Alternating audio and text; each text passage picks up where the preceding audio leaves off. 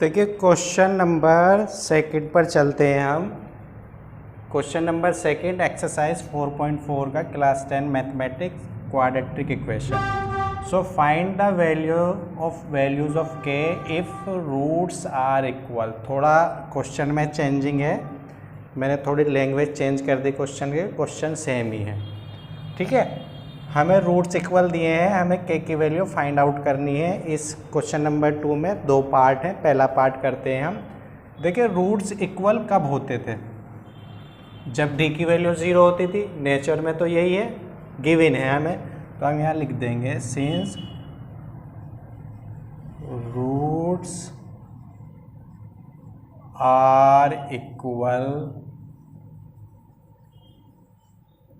Therefore d goes to 0।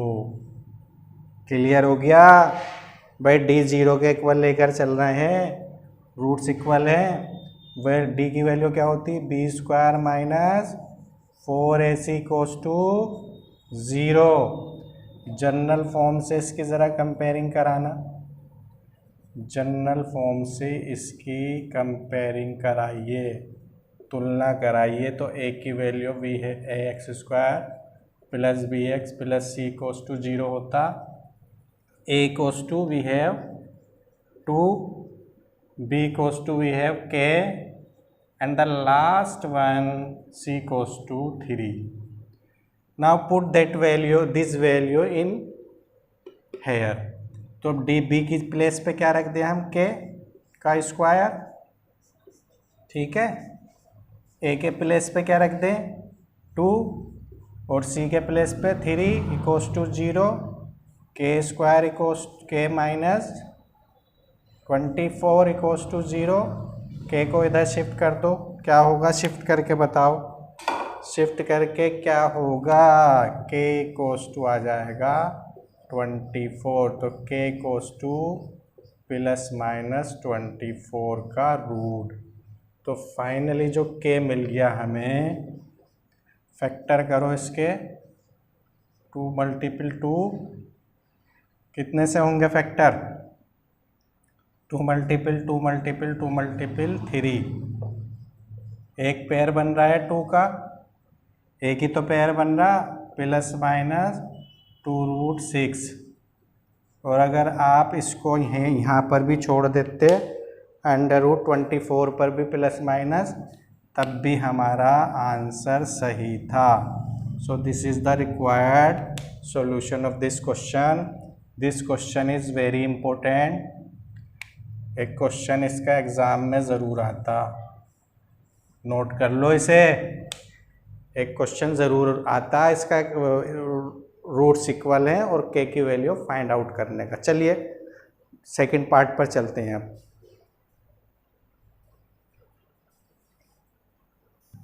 देखिए second part में थोड़ा बैलेंस नहीं बना हुआ इसका, तो पहले तो इसको बैलेंस में बना लो। बैलेंस क्या नहीं बना हुआ? देखिए के एक्स बाहर रखा और ब्रैकेट लगा हुआ, तो पहले इसकी इनसाइड मल्टीपल कर दो।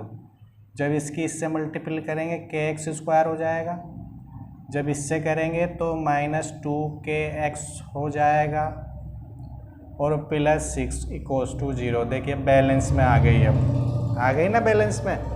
अब जनरल फॉर्म से इसकी जनरल फॉर्म ले लो। इसकी क्या है general form? ax square plus b x plus c equals to 0। अब हमें ये बता दो आप कि a की वैल्यू क्या आ गई, b की वैल्यू क्या आ गई? तो a की वैल्यू तो आ गई k।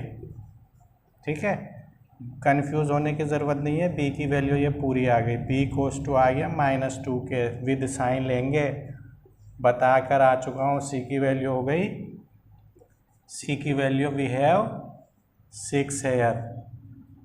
अब बताइए रूट्स क्या हैं? इक्वल हैं।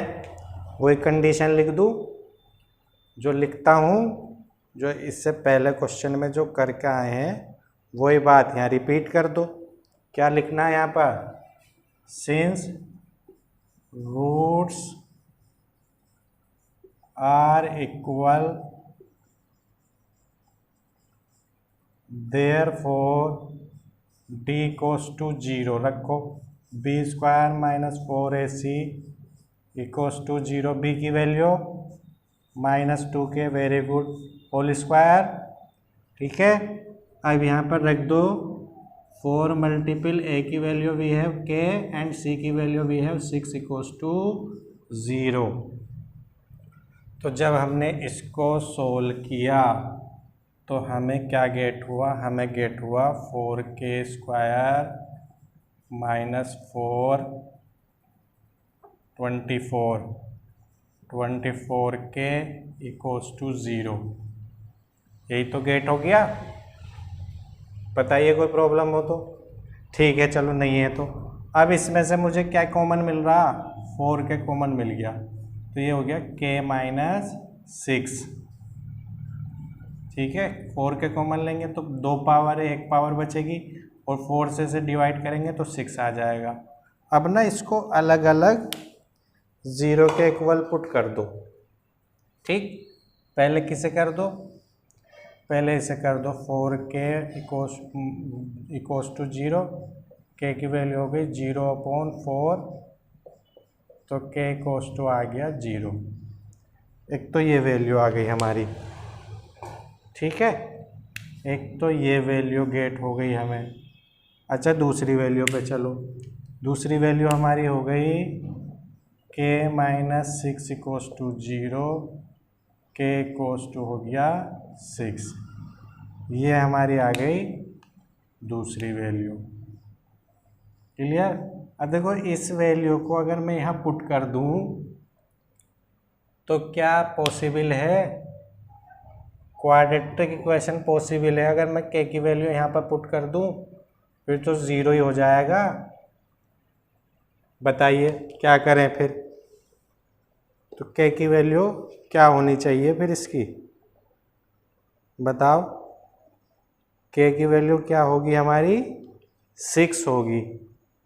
ठीक है, k की वैल्यू क्या होगी, 6 होगी। ये k की वैल्यू नहीं हो सकती, क्योंकि ये अगर k की वैल्यू हो जाएगी तो ये क्वाड्रेटिक इक्वेशन ही नहीं रहेगी, तो ये वैल्यू हो गई। ठीक है, दोनों वैल्यू फाइंड। अच्छा चलो, सही बात है तुम्हारी। इसको इधर ले जाते हो, k निकाल लेते डायरेक्टली। देखो मैंने आगे तक के लिए क्लियर किया है तुम्हें, जब भी क्वेश्चन करो ना ऐसे ही करना। ठीक, यहाँ तो चलो सेटिस्फाई नहीं होगा, हो रहा है ये, लेकिन जब सीनियर क्लासेस में जाओगे तो वहाँ ऐसे ही करना पड़ेगा। तो क्वेश्चन को ऐसे ही करना, डायरेक्टली मत करना। ठीक है, तो this is the question number 2 of this exercise.